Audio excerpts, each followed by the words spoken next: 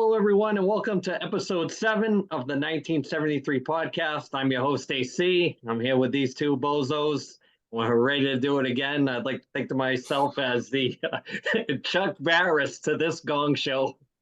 So, fellas, what's happening? What's going on this week? Hoi, hoi, Nothing, what's man. up?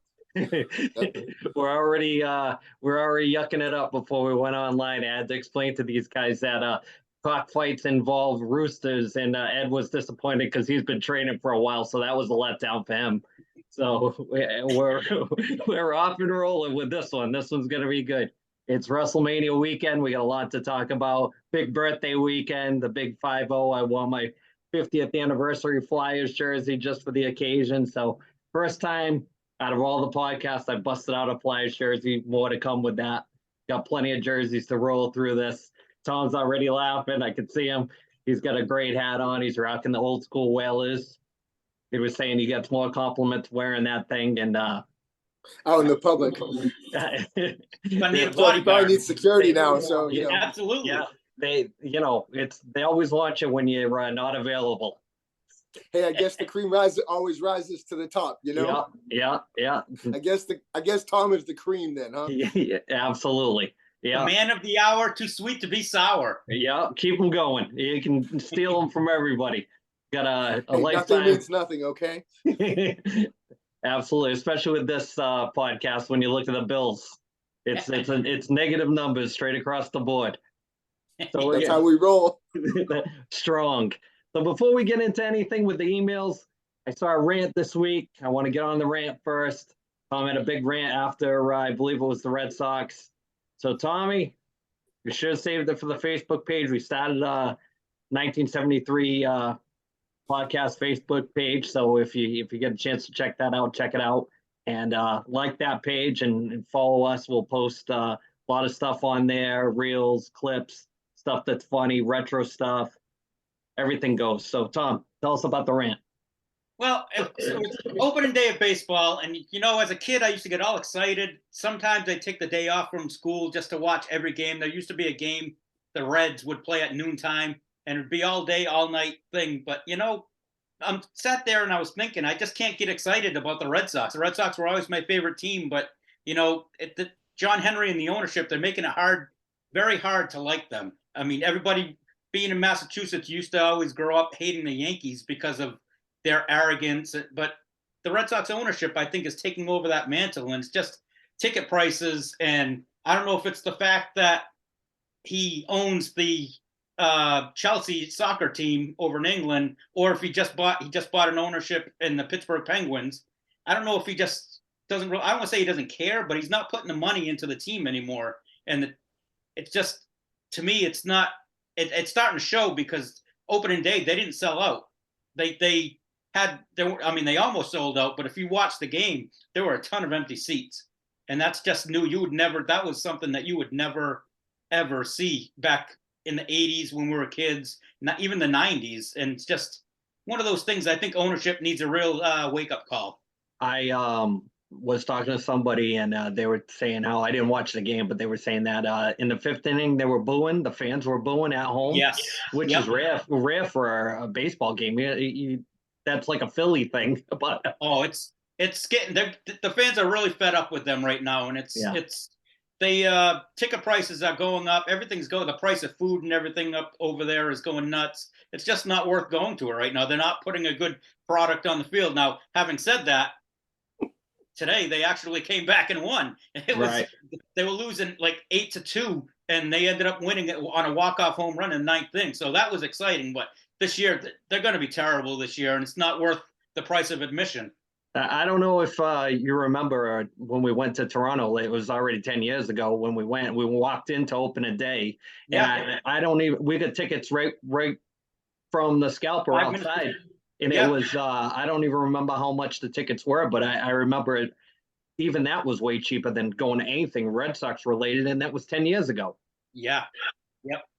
Oh, it's ridiculous. And I think he's finally starting to see the light a little bit with it. And when he got booed at the outdoor classic game, the Winter Classic game, when he walked through the crowd and they booed him, and it was audible on camera, and I think he realized that he screwed up, and he's going to have to. And I think this year, if they're not doing anything by like August, I think you're going to see a lot of changes on the team. Ed, you want to weigh in on the current state of affairs with the baseball compared to how it used to be? Well, I mean, I think it's just, I mean, I remember opening day always being like, like that was the hottest ticket in town. Everybody wanted to go to, like, man, when I worked downtown, man, everybody wanted to go, man, opening day, man, opening day. Even when they weren't even that great at that time. They hadn't won the World Series. But man, there was a lot of excitement in the city, in and around the city. Like I couldn't go into any of my retailers and not talk about the Sox, and to hear like this is how it is, the state of affairs. It's very sad to hear that. They're trying to run the team now. They like a small market, and they can't do that in Boston. They got the GM from the Tampa Bay Devil Rays from a few years ago, Kyan Bloom, and you can't do that in Boston in a big market. The fans it's not going to fly here with the fans, and I think they're starting to realize that. Well, maybe it goes back to what we've talked about in the past. All these big market teams. I mean, there was something that was up on Facebook this week. What was it? Ken Griffey Jr. is still getting paid, and he hasn't played in the league for 10 years. Yeah, I mean, at some point. It's funny how those little tidbits of stuff that we talk about, even if for a few seconds, things pop up like after that, like I never even realized that he was still getting paid by the Reds, but the Bonilla thing and how it pops right up. I mean, it's like a straight tread of everything we've talked about since episode one without even having to rehash it. It just, we're pretty much right on the pulse of whether you're following it day to day or not. Right. It's just Griffey he's the third highest paid player on the team. Hey, get the marbles out of your mouth, will you? You did better last week, shit faced. I know, not even drunk. It's awesome. It's a one take show, people. It's a one take show. No editing. No quarter is given. We gotta get the gong in the back. Gene, my brown paper bag. There you go. Here comes Gene the dancing machine. But yeah, good spot to we'll stop right there with the rant, and we're gonna switch over to, before we get too far into it, of our weekly segment. Ed reads emails. We got a few this week, and I picked what I thought was the best one out of the group. And Ed, take it away. All right, let me dig deep into the bottom of this mailbag here. You know how the postal service is. All that fan mail is coming in. Let me tell you. Yeah. All right. Anywho, this one's from Manny from Coventry, Rhode Island, and so he asked us, what are your sports backgrounds from all of us? He said that we had discussed it, I believe, on the first episode. So, I'll toss it out to you guys first, and I'll finish it. Well, basically, lifetime hockey player. Had to pretty much stop playing when the kids started. Coached a little bit. Enjoyed playing way more than coaching. Totally different, two sides of the coin with the coaching and playing. Played a little bit of softball with these guys off and on.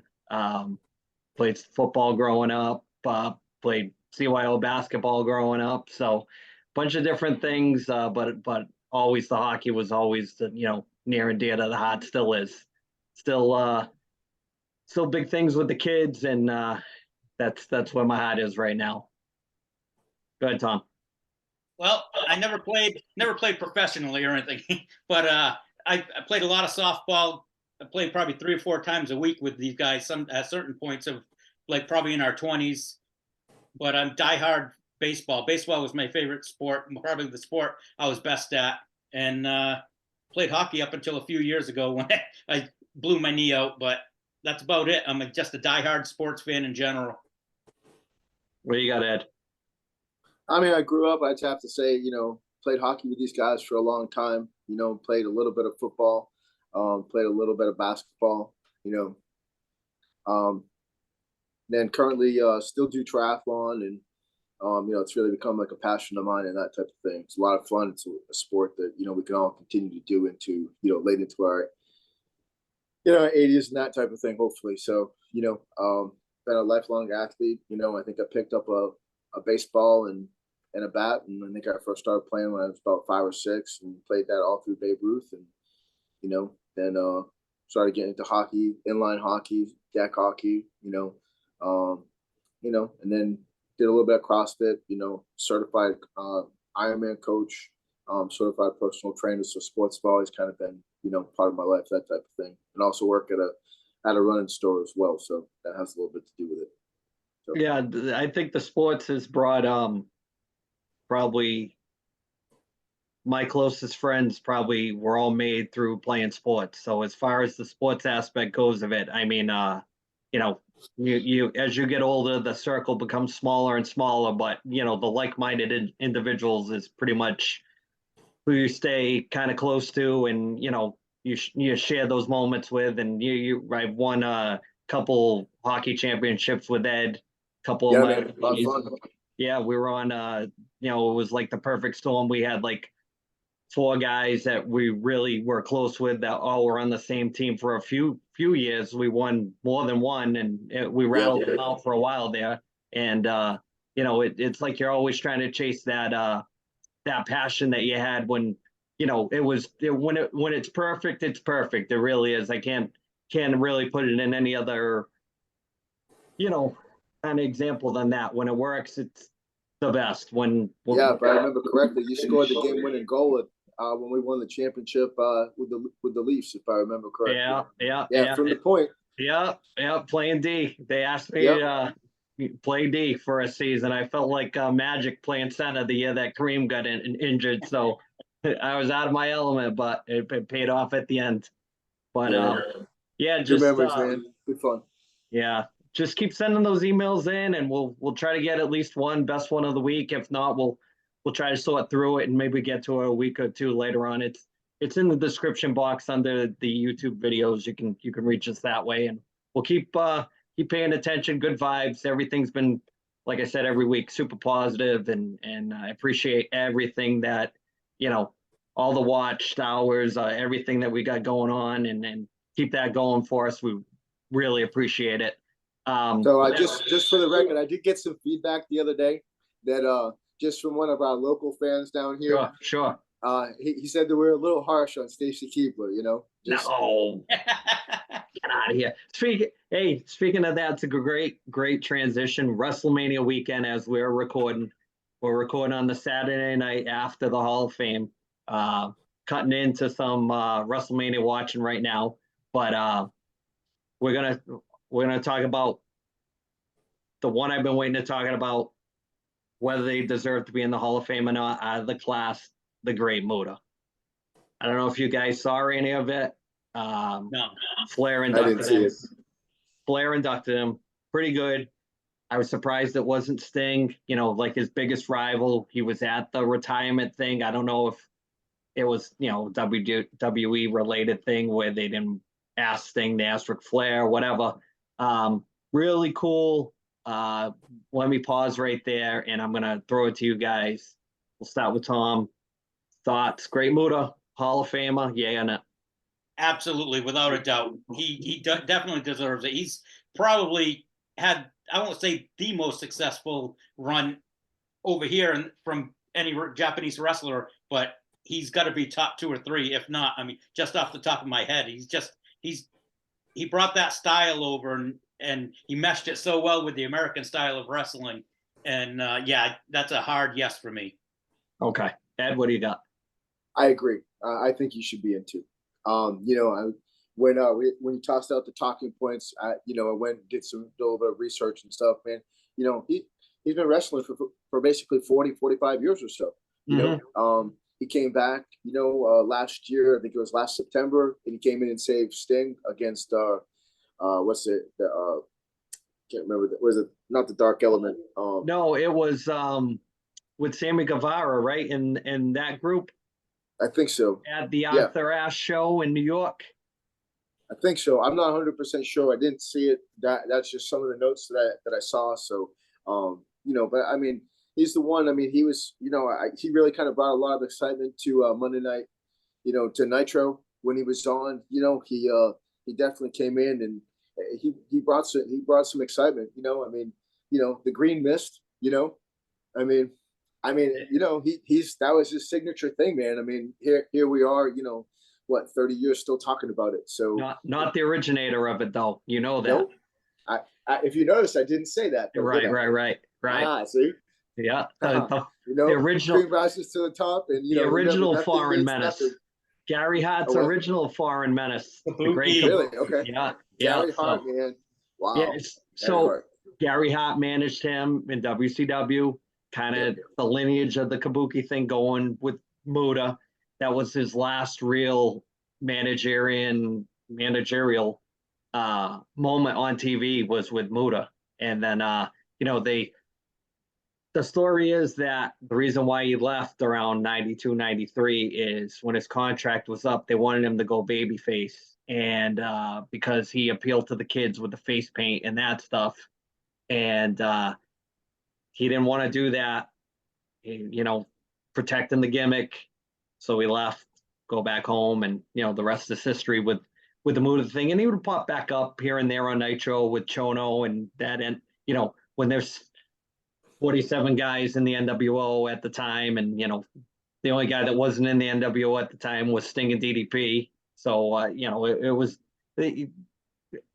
Remember Muta for the early stuff, the 89 to 90, 91. That's the good stuff. But I guess Flair inducted him. It was good.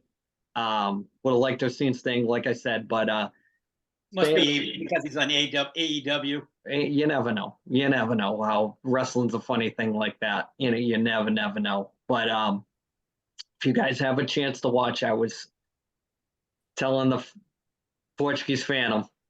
We all know who I'm talking about. We all know who he is. Yeah. Conan inducted Rey Mysterio, and he absolutely killed it. He absolutely killed it. If you get a chance to watch it, watch his induction for Rey. It was fantastic. I was reading that leading up to it. He was almost begging them to let him induct him. Yeah. And he really, really wanted it. Yeah, and that's the first time he's been around the WWE. Yeah. Forever. I mean, but if you get a chance to watch it and you're following this, go and search it out. I don't know how you can find it. It will be somewhere. It's going to be on YouTube. Hopefully it'll be on USA. USA used to show it. Everyone. Yeah. I don't know if they still do or not, but I don't know if they're going to edit it or not, or cut it short. But the full version of him and even Ray's induction, his speech was great. He was off and on, almost having to stop himself because he was crying and things like that. It was really good. I mean, it caught me by surprise. I wanted to watch it for Muta, but that was for a wrestling fan, it was very well worth it. Speaking of being a wrestling fan, I need to know, because it's the night before it's going to happen. Roman Reigns, Cody. Does he finish the story, or is there going to be a swerve and Roman Reigns keeps the belt? What do you think, Tom? I think they're going to finish the story because I think things are starting to change backstage. I think they want to split the belts up. So I think Cody's going to finish it. They've done too many types of things like this where they've swerved. They've got to give, after he busted his ass or his shoulder when he popped that pec and he still fought, you gotta give him some payback for it and give him the belt. Ed, what do you think? Does the grandson of a plumber do what? We're talking about hard times now. Okay. Hey, it's leading up to hard times. Yep. No, he doesn't want anybody referring to anything about the father anymore. He says it's all about him. Yeah. Hard times. Anyway, yeah, settle down, hard times. All right. No, I think that I kind of agree with Tom. I mean, I think that if they've played it out as long as they can, the thing is like if they flip the belt, now they can go on the run of Roman Reigns come back and get it. They can do outside interference type matches with Cody and stuff like that. They can play that whole pest role and build that so they can get a second life out of the story.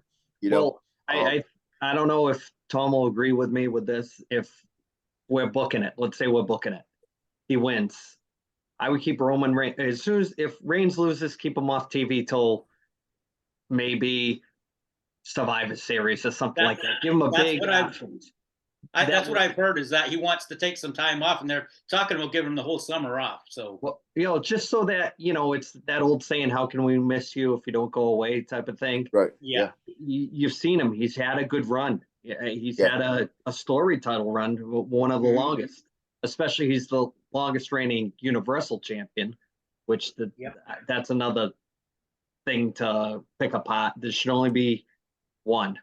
There's only one. There shouldn't be two. There's one. And I think that you got a whole crew of guys that Cody could fight that he hasn't fought before. Maybe Randy Orton jumps in with that, off the legacy thing that they did in the beginning with DiBiase Jr. and maybe get some, get a quick little feud with that. He's got Rollins that'll probably want to, have a rematch for the title or whatever. So you maybe Gunther, the guy that used to be Walter, he's the Intercontinental. Yeah, they're building him up. Yeah. I mean, there's a slew of guys that Cody's never wrestled there. So, I mean, and he's a great worker. So it's not like he's going to have crappy matches. And I mean, the story is in the journey, what now, what next? Yeah. So Tom, what would you do if post WrestleMania, if Cody wins the belt, what's your?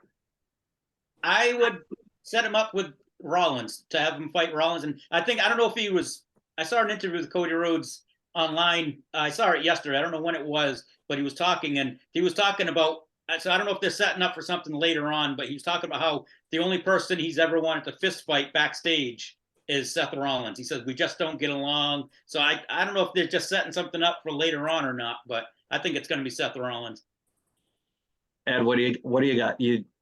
I haven't really watched a lot of WWE lately, so I'm gonna have to pass on this one. Okay. Hey, I just want to do a 15-second cut into this section here. Yeah. Just for an FYI, ESPN2 does have hockey on. It is the Blackhawks versus the Devils, and it is probably Jonathan Tay's last game, home game, with the Blackhawks. Just so want to make sure that we get that out there tonight. But, sure. So you're telling me the crying I'm hearing is coming from a Cushnet right now? Yeah. I can hear apples falling off trees. It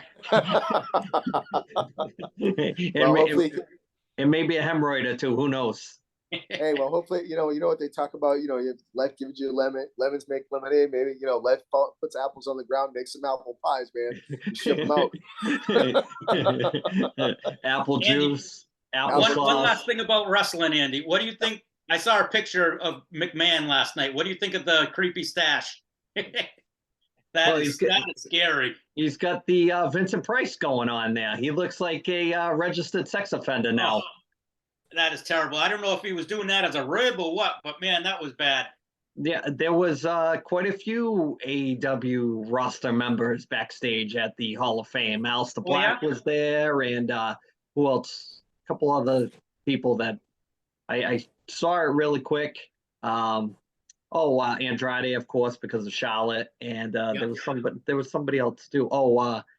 Buddy Murphy was there too with Rhea Ripley. So yes. So Tom, thoughts on WrestleMania? Like as far as do you feel it should be 2 nights? I like it only at one night.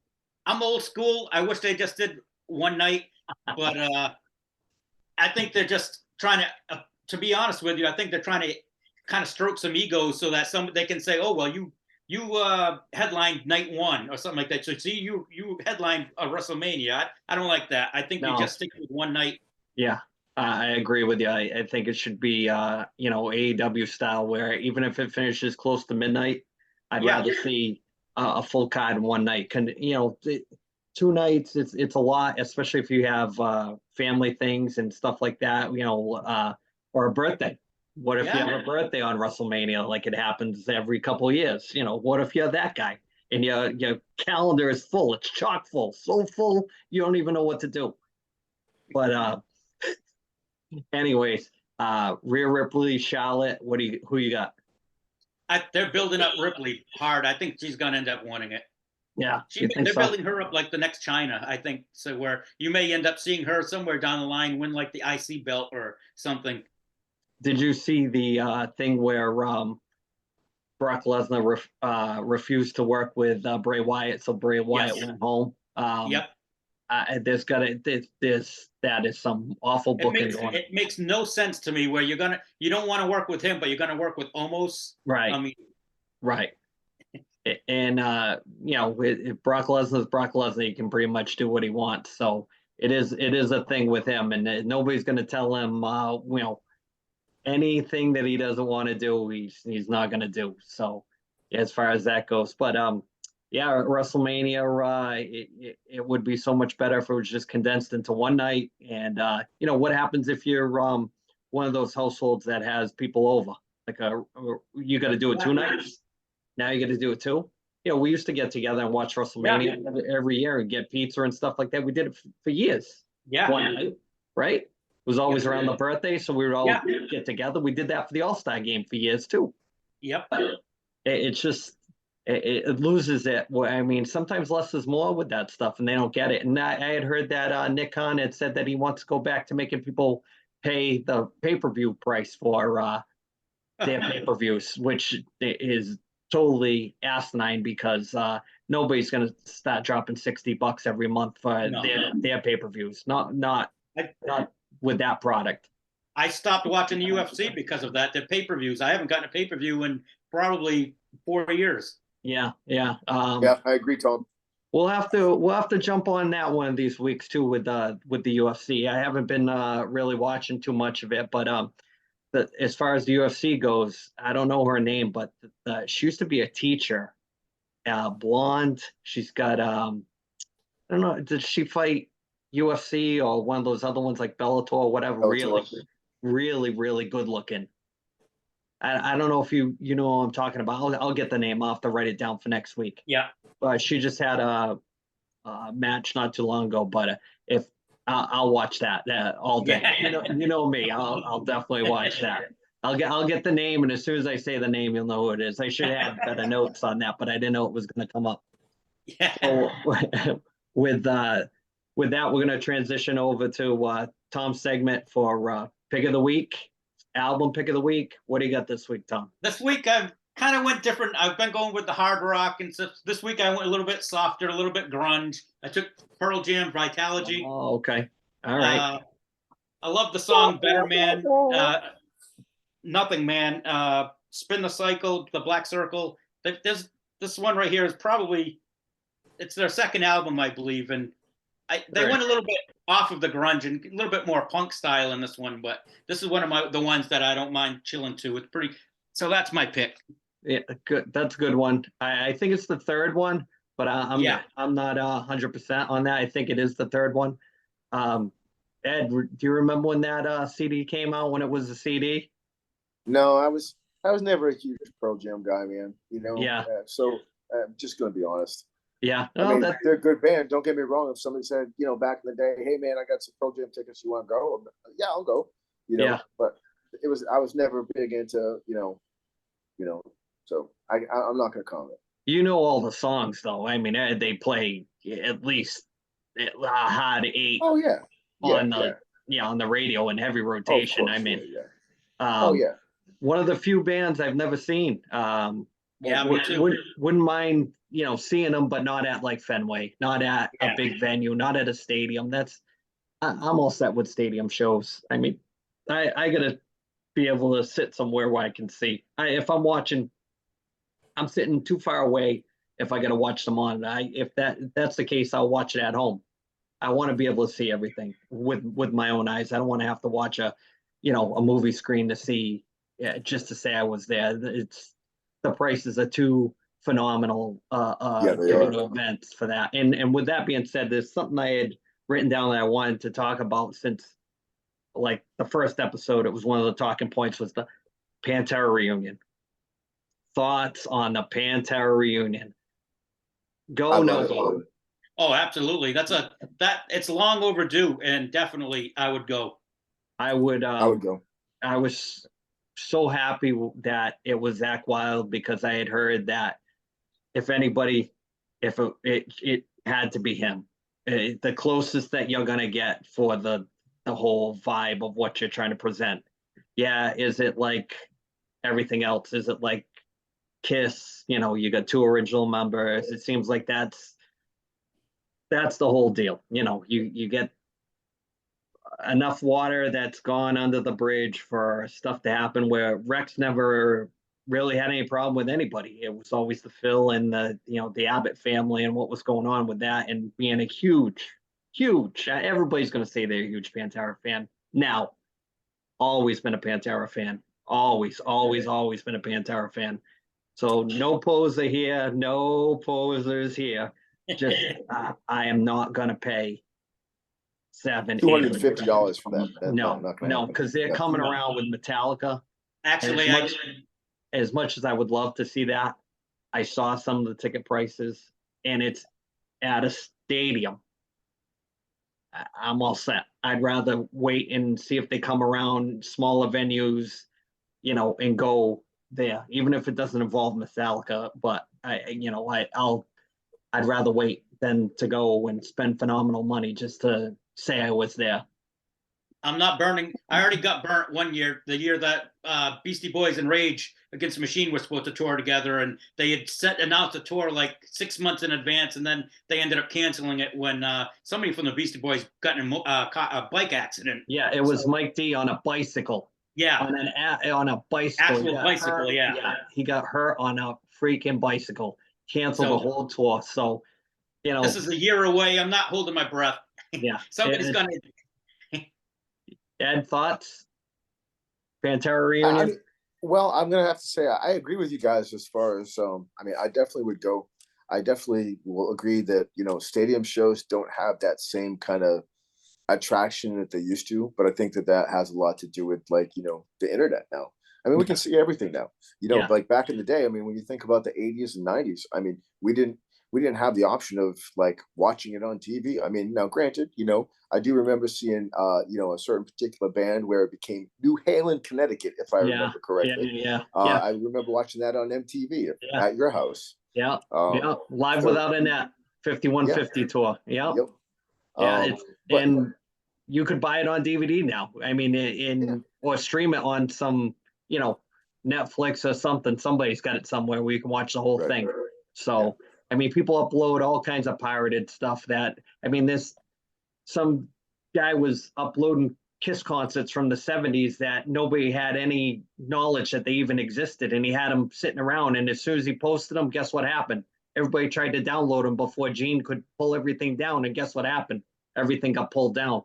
But it was like pro shop. It was all stuff that Kiss fans had never seen before. And everybody's like, well, I got to download this stuff onto a hard drive. So, because I might never see it again. I might go into Kiss Vault for, it's like Disney. It'll go in there for another 70 years and then it'll pop up and they'll gouge you for it. So, well, I think we're winding down with time this week. I don't know, with TikTok, the half an hour always flies by. We're always talking, speaking of that, working on some guests, maybe episode 10, just to let everybody know. Had a couple of people interested in coming on. I said, you got to meet the requirements.